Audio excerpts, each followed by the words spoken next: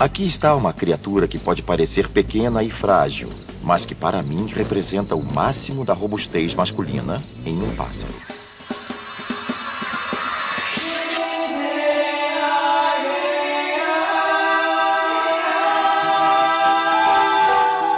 O mundo secreto dos jardins. Beija-flores. Distribuição Sinapse.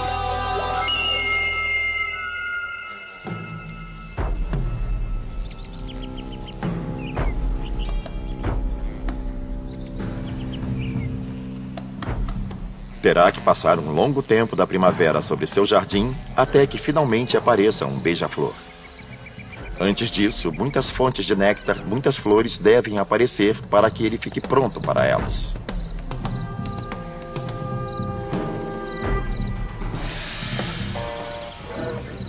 É claro que a primavera chega mais cedo no norte que no sul. Então, essencialmente, o que um beija-flor faz é migrar para o norte do continente, enquanto os jardins florescem gradualmente.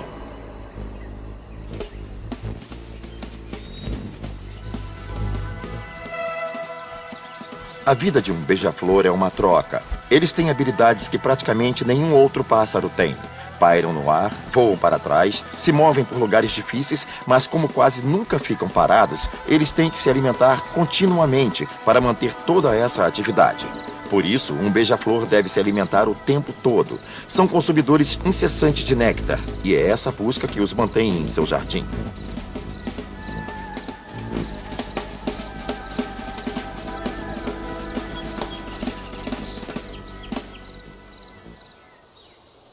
Beija-flores são uma espécie completamente diferente. Aqueles que vivem por aqui passam o inverno nas Américas Central e do Sul, mas retornam fielmente para os nossos jardins a cada primavera, para se reproduzirem. Se você tiver a sorte de ter um casal com um ninho bem-sucedido no seu quintal, eles voltarão ano após ano. Quando os beija-flores chegam aos locais de procriação, após passarem o inverno no sul, a primeira coisa que o macho faz é organizar seu território de procriação. E, normalmente, o que procuram é um local com muitas flores. O jardim é um ótimo lugar para formar este território. O que buscam é algo que possam mostrar às fêmeas e dizer: olha aqui, é um ótimo lugar para se ter filhos porque tem várias fontes de néctar. E não como um humano macho diria: olha o carro que posso dirigir, olha o tamanho da casa que possuo. O que eles fazem é dizer: eu tenho um território incrível, me escolha, me escolha. Então, para mantê-la, o beija-flor macho deve cantar e dançar o melhor que pode. Isso normalmente envolve alguns belos voos e uma combinação de cores brilhantes. Toda essa agitação é para apenas uma coisa: conseguir a parceira. Beija-flores são realmente pássaros bem coloridos, particularmente os machos, para que possam atrair as fêmeas. Suas cores estrondosas não vêm de pigmentos, mas da estrutura de suas penas que agem como prismas, refratando a luz. O que significa, é claro, que o beija-flor é capaz de produzir um esquema de cores unidirecionais, pois você só observa as cores se a luz estiver refratando diretamente do prisma na sua direção. Então, realmente, se eles vão se mostrar para uma fêmea, o que tentam fazer é se posicionar para que possam refratar a luz do sol em suas partes mais visíveis e dizer: olhe para mim, eu não sou incrível? Todo esse show é uma tentativa de persuadir a fêmea a acasalar com ele, se estabelecer no território e se encarregar da construção do ninho. Well, you know it's true, I wanna build a little nest for two. Well, I'm crazy about you, baby, no matter what you say. I want to take you home with me, so we can play all day. Well, you know it's true, I wanna build a little nest for two. De grama em grama, a seda da aranha é mais forte que o aço. Os beija-flores devem saber disso, pois é seu material de construção favorito. Eles vão roubá-lo de uma teia de aranha e o tecerão dentro de ninhos em formato de pequenos copos que não são apenas fortes, mas também flexíveis, permitindo que o ninho aumente de tamanho. Well, now don't you try to fly away, 'cause you're the one for me. Right here in our little nest is where you ought to be. Well, you know it's true, I wanna build a little nest or two. wanna build a little nest for two. As fêmeas constroem um ninho inteiro. Também fazem toda a incubação dos ovos e cuidam de toda a alimentação dos filhotes. Os machos realmente não contribuem com as obrigações domésticas. Apesar de tudo, são bons em acasalar e defender o território contra competidores pelo néctar.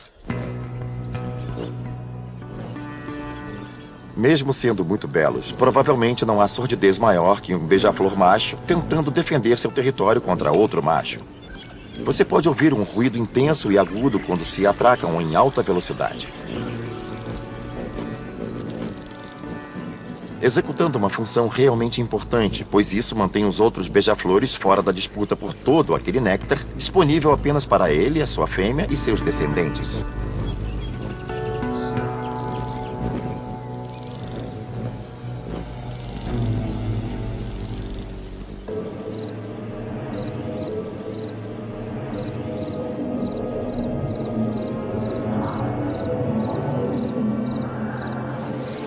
Os beija-flores não são as únicas criaturas no jardim que se alimentam de néctar. Borboletas, abelhas, besouros, vespas, todos estão procurando esse produto. Isso significa que haverá uma grande competição. Em qualquer dia, seu jardim será visitado por hordas de diferentes criaturas. E essa é a beleza das flores. Elas não são somente belas de se olhar, mas também atraem um incrível exército de lindas criaturas.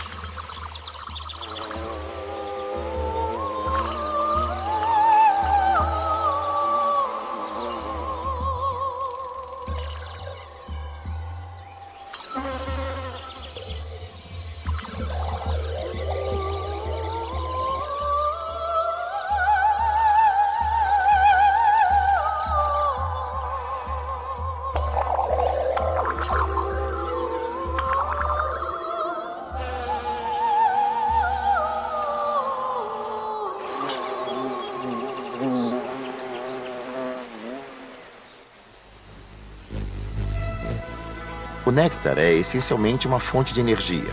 Tem uma quantidade pequena de proteína, realmente não é muito rico nesse aspecto. O que ele tem são calorias e açúcares, e o açúcar é uma fonte de suas incríveis habilidades voadoras. Os beija-flores são capazes de fazer coisas que outros pássaros jamais poderiam sonhar. São capazes de pairar no ar, voar para trás, e não porque são aerodinâmicos, mas sim pelo seu enorme poder de voo. A respeito de pairar no ar, isso exige um grande esforço e um monte de energia. E essa é uma das razões pelas quais eles devem se alimentar constantemente. Podem visitar até 1000 flores em um dia e irão consumir até metade de seu peso em néctar. Eles têm um longo bico necessário para alcançarem fundo na flor, mas eles não sugam o néctar. Ao contrário do que parece, eles têm uma língua comprida que se estende até a ponta do bico. E o que é ainda mais interessante é que a língua também é toda bifurcada e extensível, ou seja, pode se alongar e aderir a mais partículas de néctar e trazê-las bico adentro.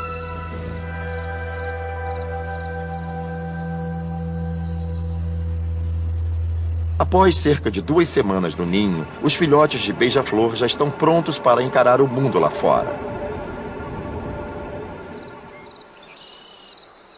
Um bebê beija-flor é uma criaturinha nua, do tamanho de um mamangá. Parecem bem indefesos.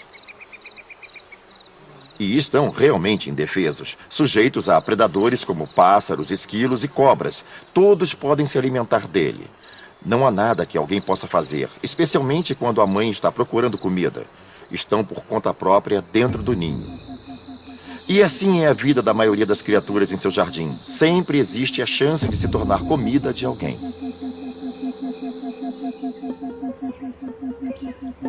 O que leva ao desenvolvimento de estratégias diferenciadas de reprodução. O que muitos insetos e aranhas fazem é produzir uma enorme prole e se preocupar bem pouco com ela, geralmente a deixando à própria sorte. A estratégia dos beija-flores é diferente. Eles normalmente produzem 2 filhotes e se dedicam ao máximo para que sobrevivam.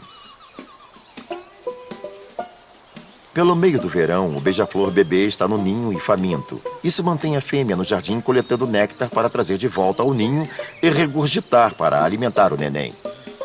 É um processo meio nojento. Você está olhando para uma criatura de bico longo, despejando aquilo goela abaixo de outra pequena criatura de bico longo.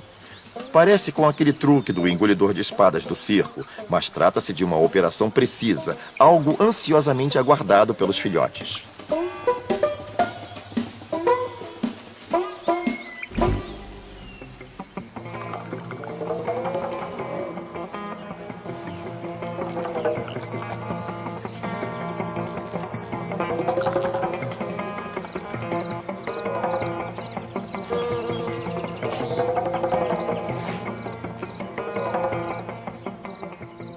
Normalmente pensamos nos beija-flores como consumidores exclusivos de néctar, mas a verdade é que eles comem um bocado de insetos também, especialmente durante a época de procriação, quando necessitam deles para alimentar os filhotes. Gostam particularmente de afídeos, formigas e até aranhas, pois são belas fontes de proteínas e outros nutrientes que podem ser usados no desenvolvimento do corpo do pequeno beija-flor.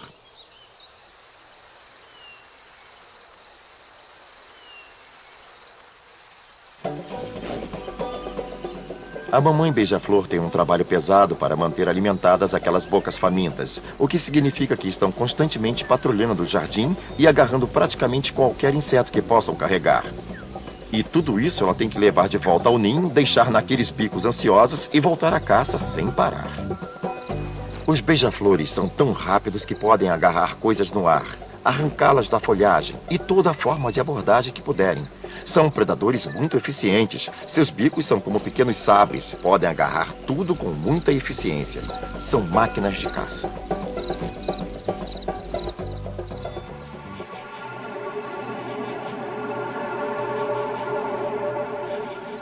Devido ao seu tamanho reduzido e à quantidade relativamente enorme de comida que ingerem, os beija-flores são mais suscetíveis a pesticidas que qualquer outra criatura no seu jardim. O que os pesticidas fazem é reduzir a quantidade de insetos do jardim, o que pode ser um problema quando eles tentam alimentar seus filhotes. E se os insetos são expostos a pesticidas e os beija-flores os comem, esses pesticidas se acumulam no corpo do beija-flor, especialmente na camada de gordura, o que é potencialmente letal. Quando os filhotes de beija-flor estão grandes o suficiente, a mãe vai encorajá-los a abandonar o ninho, mesmo que ainda continue a alimentá-los por um tempo. Se você tiver sorte de ver um, notará que são realmente tão coloridos e geralmente têm bolinhas peludas. Nada a ver com os seus suaves e lustrosos pais.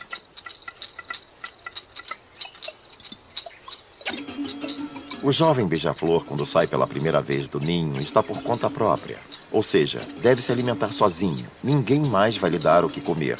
O que é provavelmente uma época de alto risco, pois não são capazes de reconhecer, por exemplo, onde estão as áreas com perigo de predadores, o que faz de um coleiro noturno um lugar ruim. Também estão suscetíveis a cometerem erros, baterem em uma janela, esse tipo de coisa. Leva um tempo até ganharem a experiência necessária para serem bons em todas as coisas que um beija-flor deve saber para sobreviver em um mundo cheio de perigos.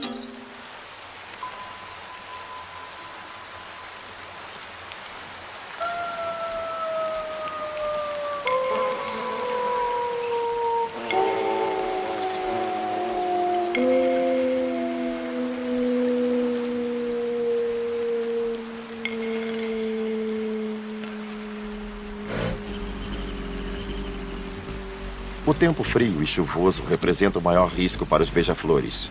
Eles saem na chuva tranquilamente. Normalmente não tem nenhum problema em se manterem aquecidos. São praticamente pequenos aquecedores, bombeiam bastante calor e têm muitas penas que funcionam como isolantes para protegê-los. Mas quando o tempo se torna frio e úmido, as flores das plantas se fecham. Muitas nem floresceram ainda, o que acaba com o suprimento de comida dos beija-flores, deixando-os numa fria.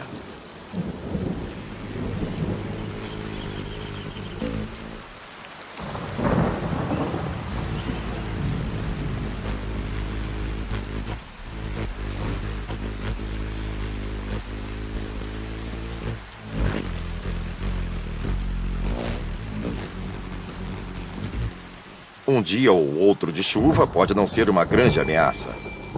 Mas uma semana prolongada de chuva pode matar os beija-flores.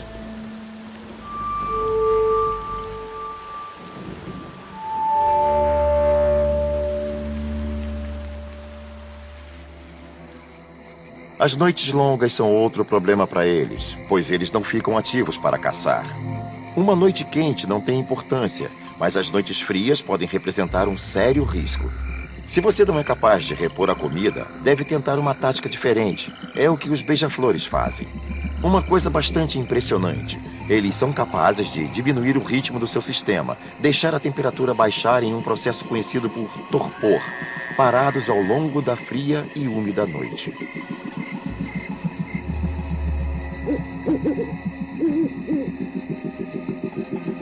Eles ainda mantêm seu corpo aquecido. Não são como os insetos, que chegam ao nível da temperatura ambiente. Eles ainda são capazes de gerar calor para se manterem ativos, apenas não tão quentes quanto a temperatura do corpo, para que a energia armazenada possa supri-los ao longo da noite.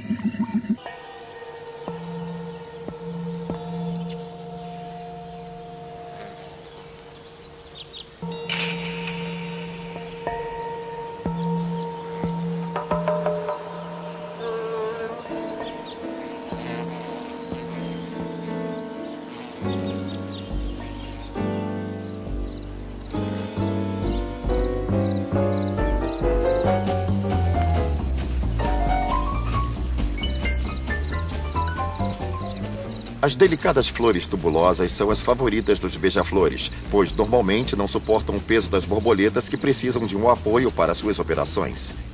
Um beija-flor, por outro lado, com sua tremenda habilidade de pairar no ar, pode se manter bem à frente da flor e alcançar o interior da corola, sem tocar nenhuma das pétalas.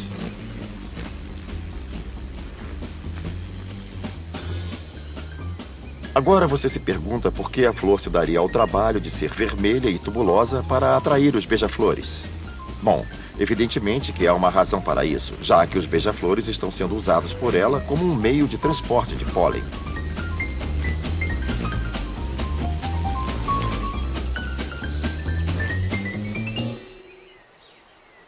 Se você deseja atrair os beija-flores para o seu jardim, deve começar escolhendo as flores certas. Preferencialmente alguma que esteja entre as cores vermelha e laranja. E depois ela deve ter o formato de uma lobélia ou de uma flor cardinal. Elas possuem flores longas e tubulosas que são realmente inacessíveis à maioria das criaturas. Então, quando um beija-flor estende seu longo bico dentro da corola, ele tem a certeza de obter uma boa refeição de néctar.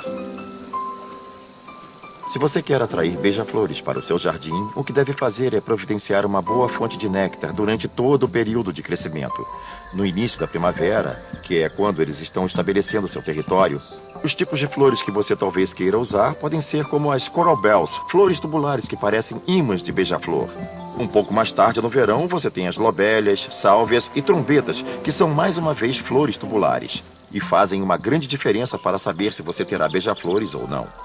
Outra bela flor de verão é a monarda ou bergamota, cuja flowerhead é realmente uma coleção de longas e finas flores tubulosas.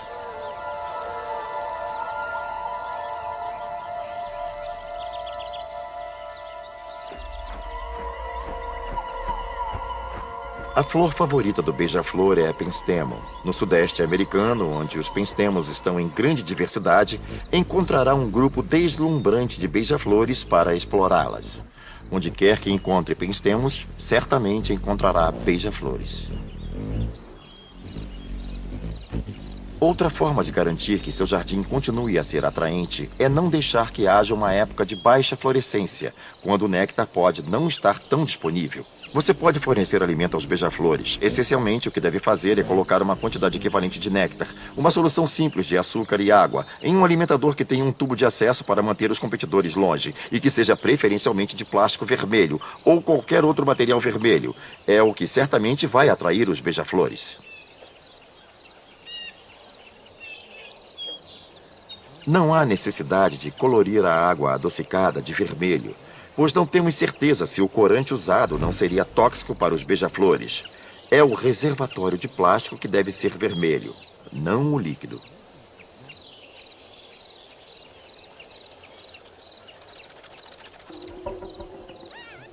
Os beija-flores não são as únicas criaturas que serão atraídas para os alimentadores. Existirão outros comedores de néctar interessados. A única maneira de quebrar a concorrência é se certificar de que os buracos de acesso sejam pequenos o bastante apenas para o bico estilete de um beija-flor.